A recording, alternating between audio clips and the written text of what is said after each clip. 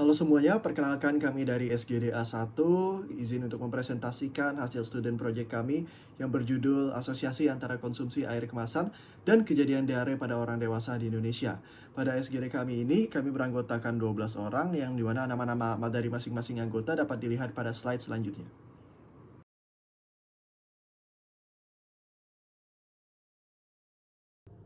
Perkenalkan, saya Putu Mirawa SBY Putri dengan 3 digit NIM terakhir 215. Adapun yang melatar belakangi dalam penulisan student project ini adalah diare masih menjadi masalah kesehatan utama di Indonesia dan mencerminkan lemahnya pengendalian faktor lingkungan terkait air, sanitasi, dan higienitas, atau disebut juga dengan WASH. Di tengah keterbatasan air bersih, konsumsi air minum dalam kemasan atau AMDK meningkat pesat karena dianggap lebih aman. Namun, studi menunjukkan banyak produk, terutama depot isi ulang, terkontaminasi coliform atau Escherichia coli, yang dimana ini menandakan resiko pencemaran tinja dan penularan patogen enterik. Berdasarkan penelitian-penelitian sebelumnya, menemukan adanya hubungan signifikan antara konsumsi air kemasan dan juga diare, yang dimana ini menegaskan perlunya kajian mendalam serta penguatan pengawasan keamanan air minum di Indonesia. Berdasarkan latar belakang tersebut, maka dapat dirumuskan beberapa permasalahan. Yang pertama, apa saja faktor-faktor determinan yang mempengaruhi konsumsi air kemasan dan hubungannya dengan kejadian diare di Indonesia? Yang kedua, bagaimana riwayat alamiah penyakit diare? Yang ketiga, bagaimana diare dapat diklasifikasikan sebagai penyakit yang terkait dengan pekerjaan?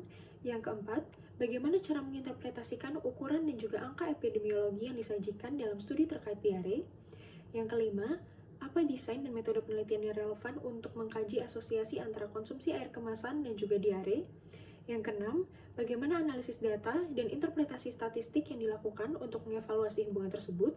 Selanjutnya, apa saja potensi sumber bias yang dapat mempengaruhi validitas hasil penelitian mengenai asosiasi ini? Kemudian, bagaimana metode untuk mendeteksi potensi terjadinya wabah atau kejadian luar biasa diare? Selanjutnya, bagaimana sistem surveillance epidemiologi untuk penyakit diare yang diimplementasikan? Kemudian, apa saja metode screening yang dapat digunakan untuk deteksi dini kasus diare di populasi? Dan yang terakhir, bagaimana relevansi temuan penelitian mengenai hubungan air kemasan dan diare terhadap upaya pencegahan dan pengendalian penyakit di Indonesia? Baik, adapun tujuan dari penulisan student project ini, yang pertama adalah menganalisis faktor-faktor determinan konsumsi air kemasan dan kejadian diare. Yang kedua, menjelaskan riwayat alamiah dari penyakit diare. Yang ketiga, mengkaji diare sebagai penyakit yang terkait dengan pekerjaan. Yang keempat, menjelaskan interpretasi ukuran dan angka yang disajikan dalam penelitian epidemiologi diare. Yang kelima, mendeskripsikan desain metode penelitian yang digunakan untuk studi asosiasi. Yang keenam, menjelaskan analisis data dan cara menginterpretasikan hasilnya. Yang ketujuh, mengidentifikasi berbagai sumber bias dalam penelitian terkait. Yang kedelapan, memaparkan metode deteksi potensi wabah diare. Yang selanjutnya, menjelaskan sistem surveillance untuk penyakit diare. Kemudian, mengurangi metode screening untuk penyakit diare. Berikutnya, yang terakhir adalah menganalisis relevansi hasil penelitian untuk mendukung upaya pencegahan dan pengendalian diare. Baik, adapun manfaat dari penulisan student project ini, yang pertama adalah bagi mahasiswa meningkatkan pemahaman dan juga wawasan komprehensif mengenai epidemiologi diare, metodologi penelitian, analisis data, serta aspek kesehatan masyarakat terkait dengan penyakit menular melalui air. Kemudian bagi akademis ataupun peneliti, dapat digunakan sebagai sumber referensi ilmiah yang terstruktur mengenai berbagai aspek diare yang terkait dengan konsumsi air kemasan, serta dapat menjadi dasar untuk penelitian lebih lanjut di bidang yang relevan. Kemudian bagi praktisi kesehatan dan juga bagi pemerintah, dapat digunakan untuk memberi informasi yang dapat mendukung pengembangan kebijakan program surveillance, serta strategi pencegahan dan pengendalian diare yang lebih efektif dan tepat sasaran, khususnya yang berkaitan dengan keamanan air minum. Sekian dari saya, terima kasih. Baik, perkenalkan saya Putu Silvila Salim dengan 3 digit dan pakai 04 izin menjelaskan mengenai determinan dari AMDK dan juga kejadian diare yang dimana diambil dari beberapa sumber literatur tambahan dengan literatur utamanya itu berupa asosiasi dari AMDK dan juga kejadian diare pada orang dewasa di Indonesia. Yang dimana untuk determinan utama dari AMDK sendiri, yang pertama itu adalah faktor dari sosial ekonomi, yang dimana dari segi kemampuan finansial dari seseorang, individu, masyarakat sekitar juga, itu dia biasanya diketahui bahwa biaya dari AMDK sendiri dia lebih tinggi ataupun lebih mahal dibanding dengan air minum isi ulang, air minum keran ataupun sumur yang diolah dengan cara direbus. Selanjutnya dari segi aspek persepsi dan juga pendidikan, di mana banyaknya masyarakat yang masih berpendapat bahwa AMDK itu dia lebih berkualitas dari segi mineralnya, baik secara fisika, kimia, ataupun mikrobiologi dibanding dengan air isi ulang, air sumur, ataupun air keran. Dan yang terakhir dari segi aspek lingkungan, yang dimana AMDK sendiri dia lebih banyak dikonsumsi oleh masyarakat di daerah perkotaan akibat dari aksesnya, lalu ketersediaan, serta pendapat dari masyarakat setempat ataupun sekitar terkait kualitas dari AMDK sendiri. Sedangkan untuk determinan dari diare sendiri, yang pertama tentunya adalah dari AMDK, di mana pada literatur utama ini dia menjelaskan AMDK ini adalah sebagai satu sumber utama ataupun variabel utama dalam penelitian yang dilakukan. Lalu yang kedua dari segi aspek jenis dari sumber air minum yang dikonsumsi oleh masyarakat, yang dimana air ini menjadi suatu determinan utama dalam diare. Tentunya di sini seperti dari air sumur, air keran, air ledeng ataupun air yang diminum dikonsumsi dari air isi ulang dikarenakan dari kandungannya dan juga teknik pengolahannya. Selanjutnya di sini adalah ada aspek dari sanitasi dan juga kebersihan lingkungan, jadi mana sanitasi dan juga hygiene seperti kebersihan dalam mencuci tangan secara umum dia dapat mempengaruhi dalam penularan diare. Lalu di sini dari segi penyimpanan dari air minum yang dikonsumsi oleh masyarakat dan juga pengolahannya, seperti misalkan kebiasaan dari masyarakat yang mengolah air yang akan dikonsumsi dengan cara direbus, namun di sini kondisinya air minum tersebut tidak direbus dengan cara yang benar, yaitu hingga airnya benar-benar mendidih, dan juga dari segi penyimpanan di mana air itu disimpan dalam suatu wadah yang terbuka dan juga tidak hygiene, sehingga memudahkan dari segi bakteri-bakteri itu untuk berkontaminasi ataupun mengkontaminasi dari air yang akan dikonsumsi walaupun sudah diolah oleh masyarakat. Sekian dari saya, terima kasih. Perkenalkan, nama saya Putri dari Winaya dengan 3 digit NIM akhir 173. Riwayat alamiah penyakit diare. Diare masih menjadi masalah kesehatan masyarakat di Indonesia, menyumbang 1,6 juta kematian global atau tahun. Prevalensi di Indonesia meningkat dari 7% tahun 2013 hingga 8% tahun 2018. Tahap prepatogenesis. Belum terjadi infeksi, tetapi kondisi mendukung munculnya penyakit. Dipengaruhi oleh interaksi agen host environment. Air isi ulang sering terkontaminasi E. coli dan coliform karena kurang higienis. Tahap patogenesis, agen penyebab masuk ke tubuh dan menimbulkan gangguan pencernaan. Penularan utama air minum terkontaminasi. Agen umum E. coli, Vibrio cholera, Shigella spp, rotavirus, dan Giardia lamblia. Perkenalkan, nama saya Yakub Theodorus Angin Yunus Junior dengan 3 digit NIM terakhir 121. Di sini saya izin untuk menjelaskan pada bagian 2.3 diare sebagai penyakit terkait pekerjaan.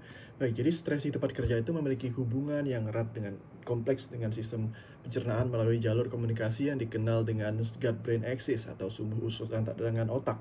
Saat seseorang mengalami tekanan psikologis di lingkungan kerja, sistem saraf akan melepaskan berbagai neurotransmitter yang mempengaruhi fungsi usus, termasuk pengaturan pergerakan air dan elektrolit di dalam saluran cerna.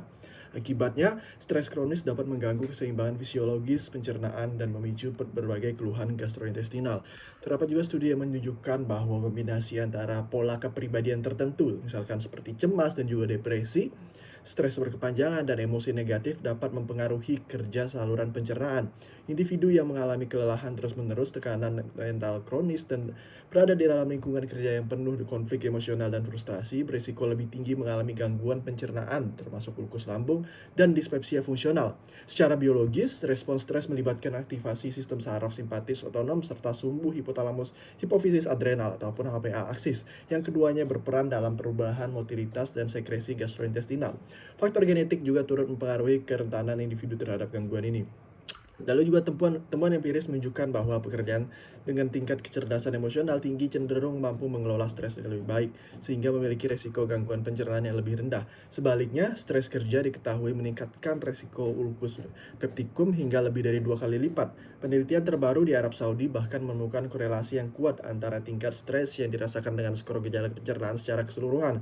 Dalam studi tersebut, stres terbukti menjadi prediktor independen terhadap tingkat keparahan gejala gastrointestinal pada pekerja dengan R 0,52 dan P-nya di bawah 0,001. Dengan demikian, stres kerja tidak hanya berdampak pada kesehatan mental, tetapi juga dapat memicu gangguan pada sistem pencernaan melalui mekanisme biologis yang kompleks. Upaya pengelolaan stres dan peningkatan kesejahteraan psikologis di lingkungan kerja menjadi langkah yang penting untuk menjaga kesehatan saluran cerna para pekerja. Mungkin sekian yang dapat saya sampaikan. Terima kasih banyak. Baik, terima kasih untuk kesempatannya. Sebelumnya perkenalkan, nama saya Putu Sri Darmayanti dengan 3 digit NIM 38. Izin presentasi di bagian 2.4 yaitu ukuran dan interpretasi angka yang disajikan. Nah, pada slide ini tentunya saya akan membahas metode statistik kunci dalam penelitian yaitu odds ratio atau OR. Nah, secara sederhana, odds ratio ini kita gunakan untuk mengukur seberapa kuat hubungan antara sebuah faktor resiko dengan kejadian penyakit, di mana angka ini didapatkan dari uji chi-square. Cara membacanya yaitu jika nilai OR lebih dari 1, artinya paparan tersebut merupakan faktor resiko. Jika kurang dari 1, itu bersifat protektif atau melindungi, dan jika sama dengan 1, berarti tidak ada hubungan sama sekali. Namun sebuah temuan itu tidak cukup hanya dinilai dengan OR saja. Kita perlu memastikan temuan itu valid dan signifikan secara statistik, bukan sekedar kebetulan. Nah, di mana caranya di sini yaitu melihat dua indikator, yaitu p-value itu harus kurang dari 0,05 dan rentang 95% confidence intervalnya tidak boleh melewati angka 1. Sebagai contoh konkret dari penelitian acuan ditemukan OR sebesar 2,2 di mana menunjukkan konsumsi air kemasan adalah faktor resiko karena p-value-nya sangat kecil yaitu 0,005 dan rentang CI-nya itu 1,2 hingga 3,9 tidak melewati angka 1. Maka kesimpulannya adalah konsumsi air kemasan merupakan faktor resiko yang signifikan terhadap kejadian diare. Sekian presentasi dari saya, terima kasih. Perkenalkan, nama saya Sylvia dengan 3 digit NIM 130. Desain dan data penelitian. Penelitian menggunakan data di Skesda tahun 2018, yaitu dari dewasa 34 provinsi, sehingga hasilnya representatif secara nasional. Desainnya menggunakan cross-sectional study dengan analisis regresi multinomial untuk menilai hubungan antara jenis air minum, botol, isi ulang, dan juga unimproved, dan kejadian diare. Analisis dikontrol terhadap variabel perilaku dan juga sanitasi. Hasil utama, prevalensi diare adalah 6,3% pada dewasa. Penggunaan air botolan memiliki resiko lebih rendah mengalami diare dibandingkan penggunaan air unimproved. OR-nya sama dengan 1,20 dengan CI-nya 95%, itu 1,20 sampai 1,21. Lalu air isi ulang tidak berbeda bermakna dibandingkan unimproved. Lalu kekuatan metodologi. Ukuran sampel sangat besar dan juga representatif nasional. Penggunaan analisis multivariat memungkinkan kontrol terhadap faktor perancu. Keterbatasan penelitian adalah desain cross-sectional hanya menunjukkan asosiasi, tidak membuktikan sebab akibat. Data diare self-reported ini potensi bias laporan, lalu kategori jenis air minuman kasar, tidak menilai kualitas mikrobiologi atau penyimpanan air di rumah. Lalu yang keempat, confidence interval terlalu sempit, kemungkinan tidak mempertimbangkan desain kompleks Riskesda sehingga estimasi bisa tampak lebih presisi dari kenyataan. Lalu konteks dan implikasi. Hasilnya konsisten dengan literatur internasional bahwa air bersih dan juga sanitasi baik menurunkan risiko diare. Tentu ada temuan tentang air isi ulang, unimproved sesuai dengan penelitian lokal yang menunjukkan kualitas depo isi ulang selain tidak memenuhi standar mikrobiologi. Sekian dari saya, terima kasih. Baik, selanjutnya perkenalkan saya Cahaya Cinta dengan 3 digit NIM terakhir 029.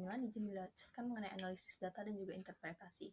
Di mana untuk analisis data sendiri di sini menggunakan data Riskesdas dan juga Susevnas 2018 dengan desain cross-sectional dengan regresi logistik multinominal yang dimana ini tepat untuk variabel dependen 3 kategori, yakni tidak diare, gejala diare, dan juga diare, dengan tetap mengontrol faktor perancu seperti perilaku buang air besar, meningkatkan validitas internal. Selanjutnya untuk interpretasi datanya sendiri, untuk kondisi AMDK itu memiliki efek yang protektif terhadap diare, kemudian pada kondisi AMIU tidak protektif, dengan risiko yang lebih tinggi pada kelompok sosioekonomi rendah, pendidikan rendah, dan juga sanitasi yang buruk. Hasilnya ini juga ditemukan bahwa konsisten dengan teori epidemiologi penyakit berbasis air. Dari pembahasan tersebut didapatkan bahwa analisis data menggunakan regresi logistik multinominal sudah tepat dan mengontrol faktor perancu juga meningkatkan validitas hasil. Penyajian data sistematis dan sesuai dengan standar epidemiologi dengan menampilkan odds ratio, dan juga confidence interval 95% secara jelas. Baik, selanjutnya sumber bias. Sebelumnya perkenalkan saya Raisa Fatini Maharani dengan NIM akhir 217. Penelitian ini menggunakan desain potong lintang sehingga paparan dan hasil itu diukur pada waktu yang sama. Desain ini memang efisien tetapi memiliki kelemahan utama yaitu tidak bisa memastikan hubungan sebab akibat antara konsumsi air kemasan dan juga kejadian diare. Bisa saja orang yang pernah diare itu justru beralih ke air kemasan. Hal ini disebut reverse causation dan termasuk bias design atau systematic error yang menurunkan validitas internal dari penelitian. Selain itu, penelitian ini juga rentan terhadap bias informasi karena data diperoleh dari self-report responden melalui Riskesdas dan juga Susenas. Semua responden menggunakan kuesioner yang sama sehingga kesalahan pelaporan cenderung terjadi secara merata, di mana ini tergolong misclassification non-diferensial yang biasanya membuat hubungan antar variabel itu terlihat lebih lemah dari kenyataannya. Kemudian ada bias seleksi, karena penelitian ini hanya mencakup responden berusia di atas 26 tahun, serta confounding biasnya akibat faktor lain seperti sanitasi, perilaku cuci tangan, dan juga kualitas air isi ulang itu tidak dikontrol sepenuhnya. Selain itu, tidak ada pemeriksaan kausalitas mikrobiologi air sehingga muncul bias informasi tambahan. Secara keseluruhan, kombinasi dari berbagai bias ini dapat mempengaruhi dari keakuratan hasil penelitian. Oleh karena itu, studi lanjutan dengan desain longitudinal dan juga pemeriksaan laboratorium sangat disarankan untuk memastikan hubungan kausal yang lebih kuat. Baik, sekian dari saya, akan dilanjutkan oleh rekan saya. Terima kasih. Baik, selanjutnya saya akan menjelaskan deteksi dini wabah diare di Indonesia melalui sistem kewaspadaan dini dan juga respon SKDR, menghadapi kendala operasional dan juga analisis data yang tidak memadai di fasilitas kesehatan primer sehingga gagal memberikan peringatan yang cukup prediktif untuk mencegah kejadian luar biasa. Untuk mengatasi masalah ini, sistem perlu dioptimalkan dengan mengintegrasikan data prediktif non-klinis seperti sanitasi, kualitas air, dan variabel iklim, yang terbukti memiliki korelasi kuat dan jeda waktu signifikan dengan peningkatan kasus. Dengan menerapkan mode statistik lanjutan seperti EWMA dan juga CUSUM, sistem dapat secara sensitif mendeteksi anomali kasus lebih awal yang pada akhirnya bertujuan untuk mentransformasi analisis ini menjadi alat operasional otomatis yang mudah digunakan oleh petugas lapangan untuk respons yang cepat dan efektif. Baik, sebelumnya perkenalkan, nama saya Rati Dewang Raini dengan 3 digit terakhir 107. Pada kesempatan kali ini saya akan membahas terkait dengan sistem surveillance diare di Indonesia, di mana menunjukkan bahwa penyakit ini masih menjadi masalah kesehatan masyarakat yang penting. Berdasarkan dari data nasional prevalensi diare itu meningkat dari 7% pada tahun 2013 menjadi 8% pada tahun 2018. Dengan kasus terbanyak terjadi di daerah pedesaan, pada perempuan, serta kelompok dengan pendidikan dan ekonomi rendah. Meskipun demikian, surveillance juga mencatat perbaikan perilaku kesehatan seperti peningkatan praktik cuci tangan pakai sabun dan juga penggunaan jamban sehat serta penurunan angka diare pada balita. Hasil surveillance dan penelitian menunjukkan bahwa faktor utama penyebab diare di Indonesia berkaitan dengan air, sanitasi, dan higien. Akses air bersih yang belum rata, kebiasaan buang air di tempat terbuka, serta pengelolaan sampah yang kurang baik menjadi faktor risiko dominan. Beberapa provinsi seperti Papua dan Bengkulu masih memiliki akses air aman yang rendah sehingga risiko penularannya itu tetap tinggi. Oleh karena itu, sistem surveillance menekankan pentingnya peningkatan akses air bersih, sanitasi layak, serta edukasi masyarakat sebagai langkah utama dalam menurunkan angka kejadian diare di Indonesia. Mungkin sekian dari saya dan akan dilanjutkan oleh rekan saya. Terima kasih. Baik, sebelumnya perkenalkan, nama saya Putri Pratnyagita Maharani dengan 3 digit mahir 062. Jadi di sini metode screening diare dilakukan melalui wawancara terstruktur menggunakan kuesioner standar Riskesdas 2018 oleh enumerator terlatih, di mana pertanyaan menilai riwayat diare 1 bulan terakhir berdasarkan definisi WHO yaitu buang air besar lebih dari atau sama dengan 3 kali per 24 jam dengan konsistensi lembek ataupun cair. Responden juga dikategorikan menjadi tidak diare, gejala diare, dan juga diare. Karena data bersifat self-reported, tanpa verifikasi laboratorium, dilakukan pelatihan enumerator dan pengawasan mutu untuk menjaga validitas, tetapi ini tetap berpotensi menimbulkan bias ingatan. Untuk meningkatkan akurasi, disarankan memperpendek periode recall menjadi 7 hari, menambahkan metode pencatatan harian dan uji PSS sederhana, dan menggunakan Bristol Stool Chart, serta menilai pengolahan air rumah tangga dan kualitas depot air isi ulang. Mungkin sekian dari saya dilanjutkan oleh teman saya. Terima kasih. Baik, izin untuk melanjutkan. Sebelumnya perkenalkan, saya Sheryl Aika Zahra dengan 3 digit NIM terakhir 129.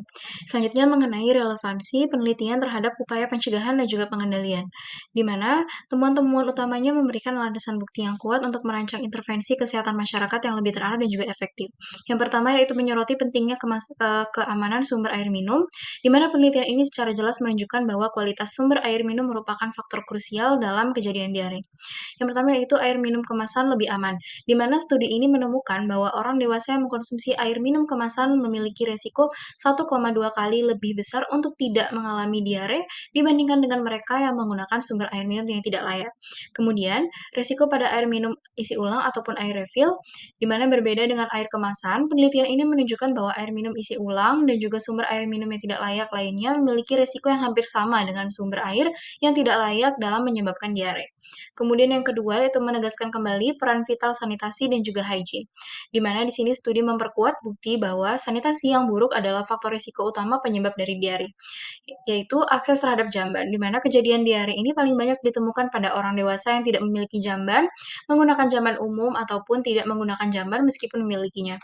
Yang kedua yaitu perilaku buang air besar, di mana persentase penderita diare juga tinggi pada kelompok masyarakat yang membuang tinja di tempat terbuka seperti kolam, sawah, sungai, ataupun kebun.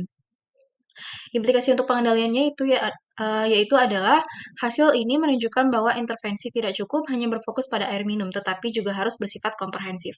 Kemudian yang ketiga yaitu mengidentifikasi kelompok rentan sebagai target intervensi, di mana penelitian ini berhasil memetakan kelompok demografis yang paling beresiko menderita diare. Kemungkinan intervensi kesehatan menjadi lebih fokus. Yang pertama itu untuk wilayah, angka kejadian diare lebih tinggi di pedesaan dibandingkan dengan perkotaan. Yang kedua itu gender, perempuan memiliki persentase diare yang lebih tinggi daripada laki-laki. Kemudian pendidikan dan juga ekonomi, di mana diare lebih banyak terjadi pada kelompok dengan tingkat pendidikan rendah dan juga status ekonomi menengah ke bawah. Baik, sekian dari saya. Selanjutnya akan dilanjutkan oleh teman saya.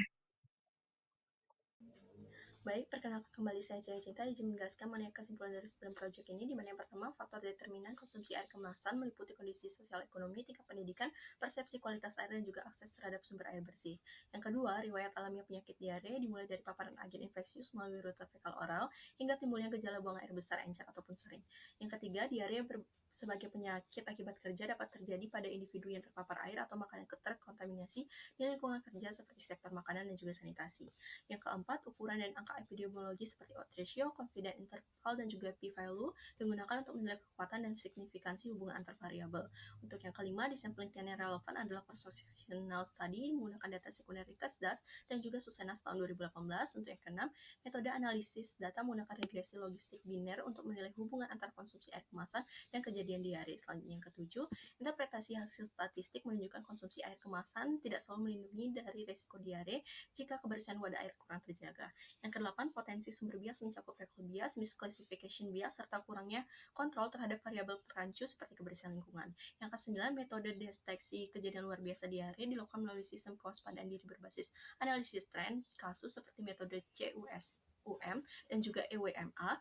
Yang ke-10, sistem surveillance diare di Indonesia dilaksanakan secara berjenjang dari puskesmas hingga pusat untuk deteksi dini dan respon cepat terhadap peningkatan kasus. Selanjutnya yang terakhir, relevansi hasil penelitian menegaskan pentingnya peningkatan kualitas air kemasan, edukasi kebersihan, dan juga penguatan sistem surveillance untuk pencegahan diare di Indonesia. Sekian hasil dari presentasi student project kami. Terima kasih banyak.